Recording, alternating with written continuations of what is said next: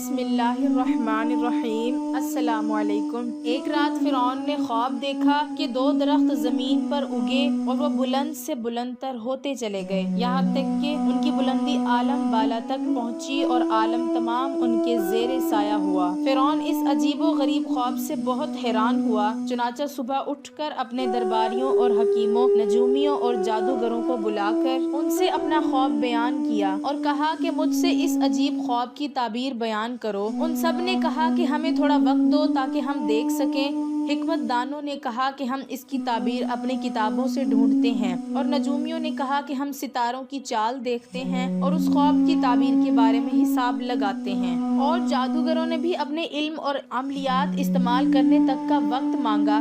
چنانچہ سب نے اپنا اپنا حساب کتاب مکمل کرنے کے بعد آپس میں ایک دوسرے سے اصلاح مشورہ کیا، اور پھر ان میں سے ایک آدمی نے یوں بیان کیا کہ اے فرعون، ہم دیکھتے ہیں کہ بنی اسرائیل کی قوم میں سے ایک بچہ ایسا پیدا ہوگا کہ بڑا ہونے پر مملکت تمام تمہاری خراب کرے گا اور تمہاری بادشاہی کو ختم کرے گا، اور سب لوگ اس کے زیر سایہ ہوں گے۔ ملک و مملکت اور نعمت کل اسی کے ہاتھ میں آئے گا۔ اور یہ سن کر فرعون بڑا پریشان ہوا اور پوچھا کہ بتاؤ وہ بچہ کب پیدا ہوگا؟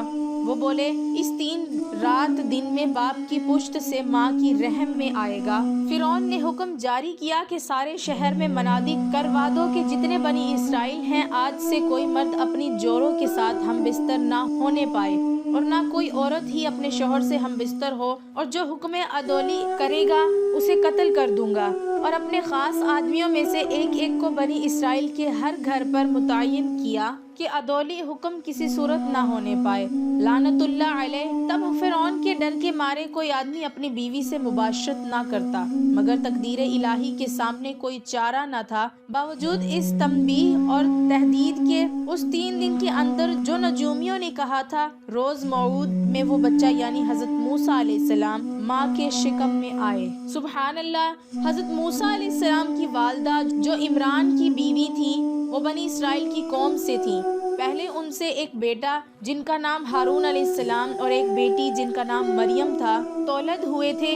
عمران فرعون کے ساتھیوں میں سے تھا اور اس دن فرعون کے محل میں تھا۔ ادھر بیوی کو شوق مباشرت کا ہوا، بہت صبر کیا، لیکن جب کوئی صورت نظر نہ آئی اور صبر و قرار تمام بحکم ربی جاتا رہا، تو وہ آدھی رات کے وقت اٹھیں اور گھر سے نکل پڑیں اور فرعون کے محل کے دروازے پر جا پہنچی۔ مرضی الہی سے تمام دروازے محل کے کھل گئے اور تمام نگہبانوں اور دربانوں پر نیند طاری کر دی گئی۔ حضرت موسیٰ علیہ السلام کی والدہ کے دل سے اس وقت تمام ڈر خوف نکال دیا گیا، چنانچہ وہ بے خطر محل میں داخل ہوئیں اور سیدھا فرعون کے خوابگاہ تک جا پہنچی۔ تب اپنے شوہر کو دیکھا کہ فرعون کی نگہبانی میں کھڑا ہے اور سوائے ان کے تمام لوگوں پر نیند کو طاری کر دیا گیا۔ ادھر اللہ تعالیٰ نے حضرت موسیٰ علیہ السلام کے والد کے دل میں بھی وصل کی خواہش کو اجاگر کیا۔ پس جب انہوں نے اپنی بیوی کو دیکھا تو صبر و قرار تمام جاتا رہا۔ پس دونوں میاں بیوی نے وہاں سے ہٹ کر مباشرت کی، اور اس طرح مرضی الہی سے حضرت موسیٰ علیہ السلام اسی رات کو اپنے باپ کی پشت سے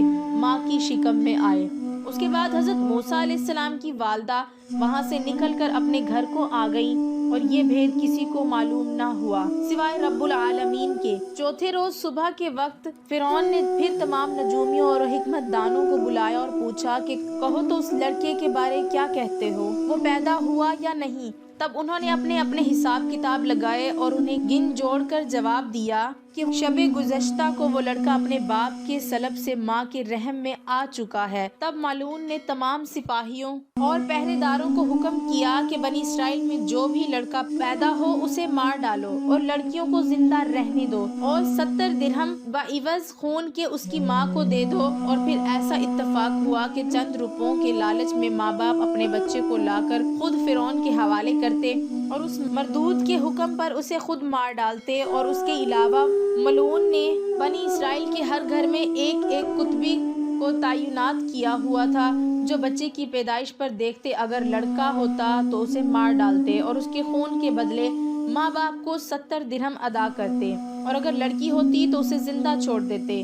بس بنی اسرائیل کو فرعون ملعون نے دکھ میں رکھا ہوا تھا اور ان کے بیٹوں کو قتل کرتا، اور اس کی طرف سے قطبی عورتیں آ کر بنی اسرائیل کی عورتوں کے پیٹ پہ ہاتھ پھیرتی، غیر محرم آ کے حمل دیکھتے پیٹ سے ہیں یا نہیں۔ چنانچہ ارشاد باری ہے، اور جب چھڑا دیا ہم نے تم کو فرعون کے لوگوں سے کہ دیتے تم کو بڑی تکلیف، ذبح کرتے تمہارے بیٹے اور جیتی رکھتے تمہاری عورتیں، اور اس میں آزمائش ہوئی تمہارے رب کی بڑی۔ فرعون ملعون کے آدمی آتے اور بنی اسرائیل کی عورتوں کے حمل دیکھتے کہ پیٹ سے ہیں یا نہیں۔ ادھر حضرت موسیٰ علیہ السلام کی والدہ حمل سے تھیں۔ ایک دن اتفاق ایسا ہوا کہ وہ روٹی بنا رہی تھی کہ درد زچگی کا اٹھا اور حضرت موسیٰ علیہ السلام تولد ہوئے، مانند آفتاب منور کے کہ ان کے نور سے پورا گھر جگمگا اٹھا، جو کوئی ان کی طرف دیکھتا آنکھیں خیرہ ہو جاتی۔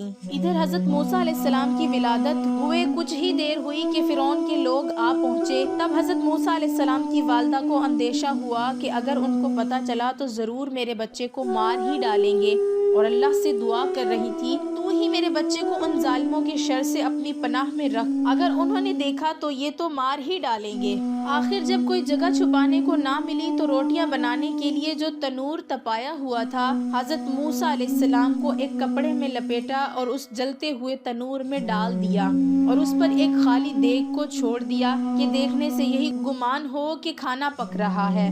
اس کے بعد فرعون کے لوگوں نے آ کے عورت کے پیٹ پر ہاتھ پھیرا تو کچھ اثر حمل کا نہ دکھا، اور باقی گھر میں دیکھا، لیکن تنور کو جلتا ہوا دیکھ کر خیال کیا کہ بھلا اس میں کوئی کیسے ہو سکتا ہے، اور واپس چلے گئے۔ جب بنی اسرائیل کے لڑکے قتل کیے جانے لگے تو کتبے فرعون کے پاس پہنچے اور عرض کی کہ اے بادشاہ، اگر اسی طرح بچے قتل کرتے رہے تو قریب ہے کہ بنی اسرائیل میں لڑکے بالغ ختم ہو جائیں، تب ہمارے کام اور خدمت کون کرے گا؟ تب ملعون نے اعلان کیا کہ ایک دن پیدا ہونے والے بچوں کو چھوڑ دو اور دوسرے دن کے قتل کر دو، اور حضرت موسیٰ علیہ السلام کی ولادت اس دن ہوئی جس دن کو چھوڑ دیتے تھے، اور ملعون روز نجومیوں سے اس بابت دریافت کرتا۔ جب حضرت موسیٰ علیہ السلام کی ولادت ہوئی تب انہوں نے بتایا کہ وہ بچہ حفاظت والے دن پیدا ہو چکا ہے۔ تب ملعون نے حکم جاری کیا کہ شہر میں دیکھو اور جس گھر میں نومولود بچہ نظر آئے قتل کر دو۔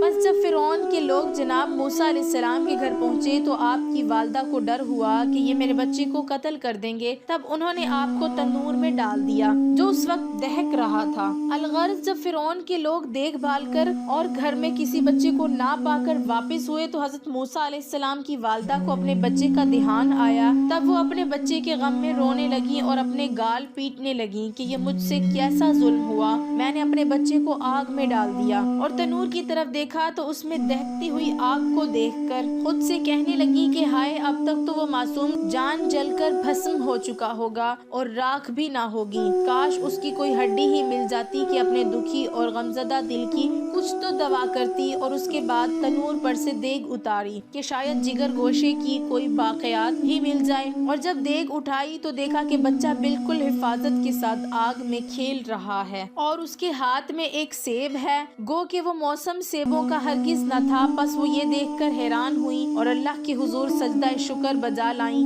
اس کے بعد بچے کو آگ سے نکالا اور دل میں ڈرنے لگی اور سوچ میں پڑ گئی کہ بچے کو کہاں چھپا کر رکھا جائے، ایسا نہ ہو کہ فرعون کے لوگ اسے آ کر لے جائیں اور مار ڈالیں، یا کوئی اور ہی دیکھ کر روپے کی لالچ میں فرعون کو اس کی خبر نہ کر دے اور وہ ملعون اسے قتل کر دے۔ بس اسی فکر میں روتی جاتی اور بچے کو چھپانے کے لیے کوئی محفوظ جگہ تلاش کرتی۔ تب اللہ کی طرف سے حکم نازل ہوا، بس ہم نے حکم بھیجا موسیٰ علیہ السلام کی ماں کو کہ اس کو دودھ پلا، پھر جب تم کو ڈر ہو اس کا تو ڈال دے اس کو دریائے نیل کے پانی میں، اور نہ خطرہ کر اور نہ غم کھا، ان قریب ہم پھر پہنچا دیں گے تیری طرف اور کریں گے اس کو رسولوں میں سے۔